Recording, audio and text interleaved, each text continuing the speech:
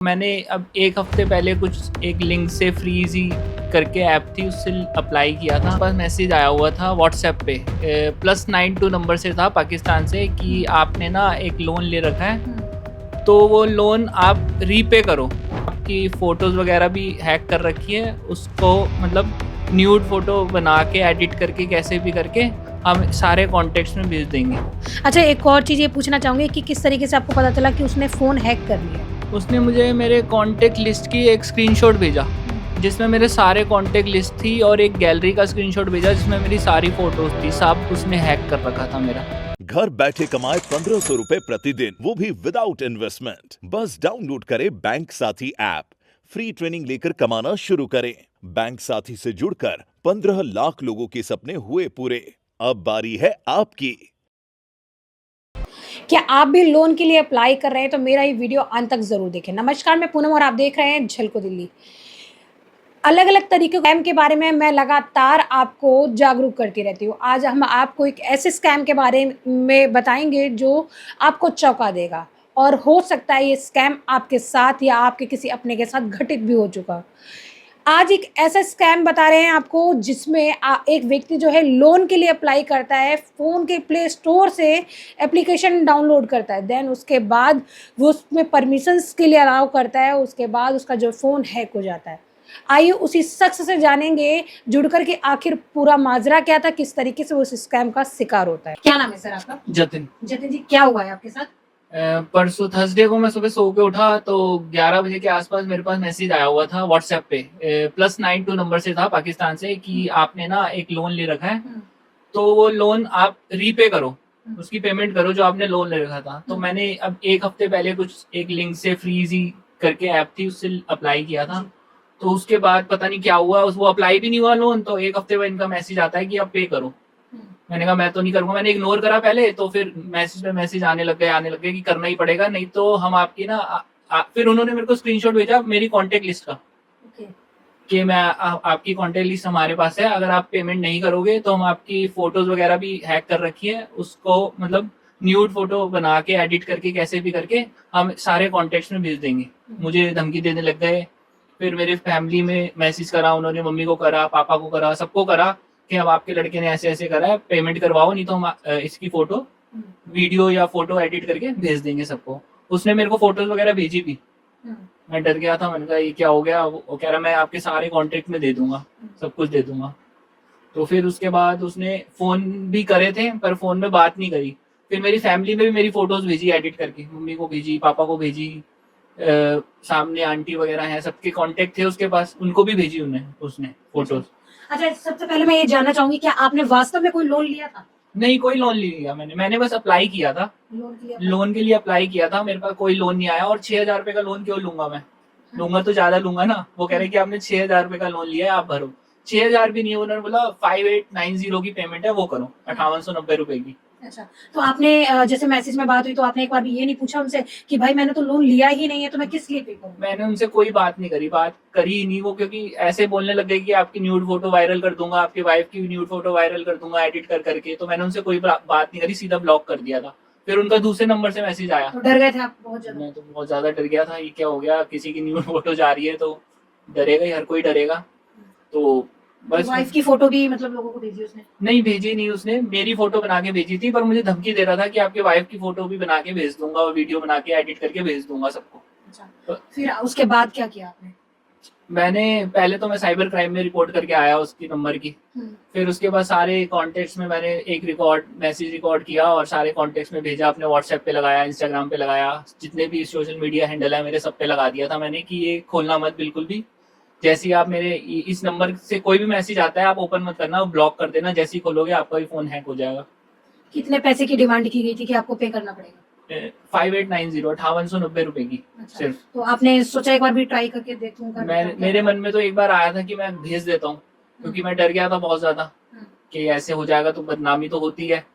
तो मैं एक बार सोचा कि मैं भेज देता हूँ, पर मेरे को सबने समझाया, सब मेरे साथ ही थे, तो कि ऐसे करोगे तो फिर और ज्यादा डिमांड करेंगे पैसे की। फिर मैं रिपोर्ट वगैरह लिखा के आया, फिर मैंने ब्लॉक कर दिया नंबर को। 2 दिन से इनका कोई मैसेज नहीं आया अभी तक। तो अच्छा, फैमिली के जैसे मदर को भेजी, फादर को भेजी, हाँ। तो फैमिली को कहीं ना कहीं एक बार को लगा होगा कि आपने लोन तो लिया होगा चुपके से। हाँ, उनको लगा के ले रखा है, पर मैंने वही सबको समझाया कि मैं 6,000 रुपए का क्यों लोन लूंगा।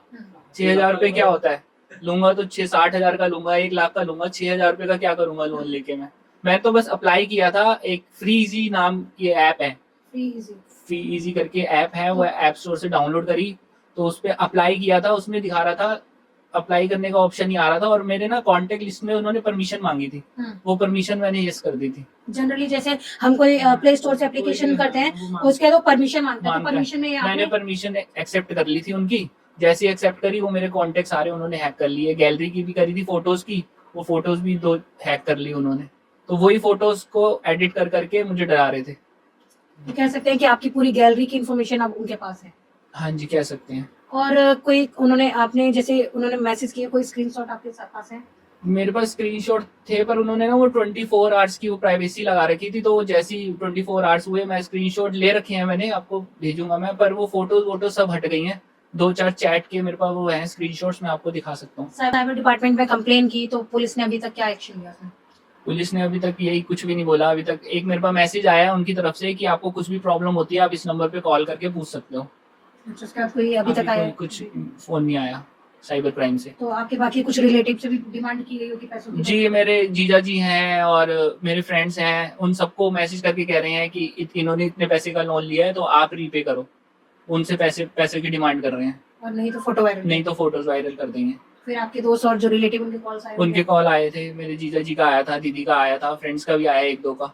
उन्होंने बताया मुझे कि ऐसे ऐसे मेरा हमारे पास भी मैसेज आया, पर हमने ब्लॉक कर दिया था। तो बाकी लोगों को, बाकी आज के टाइम में जनरली हम मोबाइल यूज कर रहे हैं, एप्लीकेशंस यूज करते हैं, तो बाकी लोगों को क्या कहना चाहिए? मैं तो यही कहना चाहता हूँ, कोई भी प्राइवेट ऐप, ऐसे प्राइवेट लोन वाली ऐप बिल्कुल भी डाउनलोड मत करो। लोन लेना है तो सीधा बैंक में जाके बात करो, बैंक से बात करो। लोन लेना है तो ऐसे प्राइवेट ऐप स्टोर या प्ले स्टोर से कोई भी ऐप डाउनलोड मत कीजिए, नहीं तो आपका फोन पूरा हैक हो सकता है। आपके अकाउंट से पैसे, शुक्र है मेरे अकाउंट हैक नहीं करा, नहीं तो सारे पैसे निकाल लेते। तो ऐसे कोई भी ऐप डाउनलोड मत करो। कुछ लोन चाहिए तो सीधा बैंक में जाके लोन अप्लाई करो।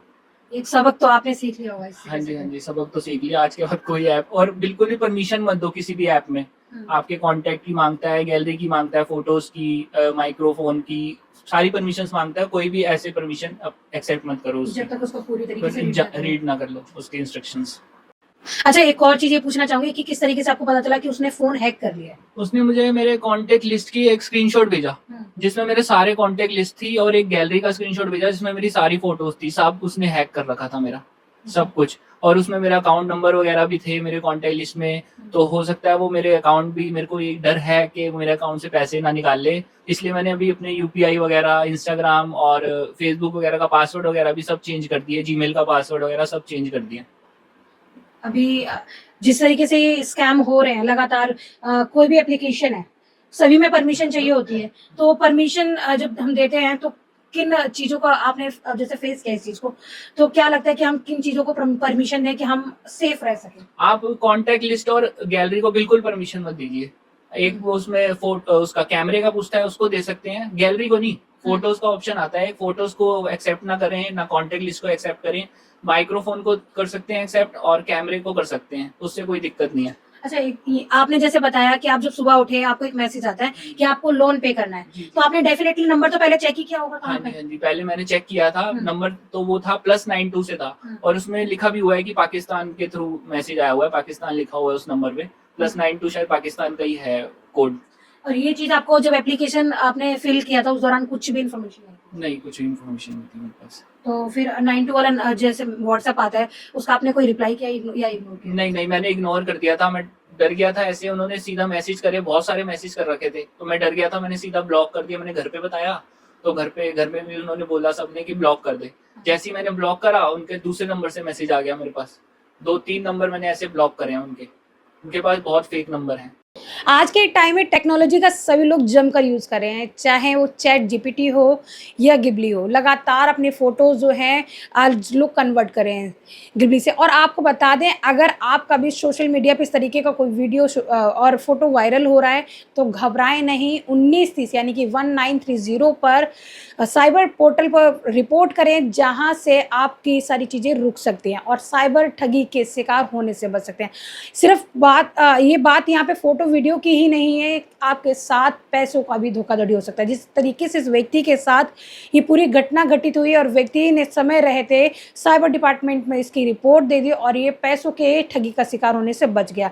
कि इस व्यक्ति ने ये भी बताया कि अब हमें परमिशन किन एप्लीकेशंस को देनी है और किन को नहीं देनी है। तो इस चीज़ का ज़रूर ध्यान रखें। ये खबर आपको कैसी लगी, क्या ये आपके काम आई, हमें कमेंट सेक्शन में ज़रूर बताएं।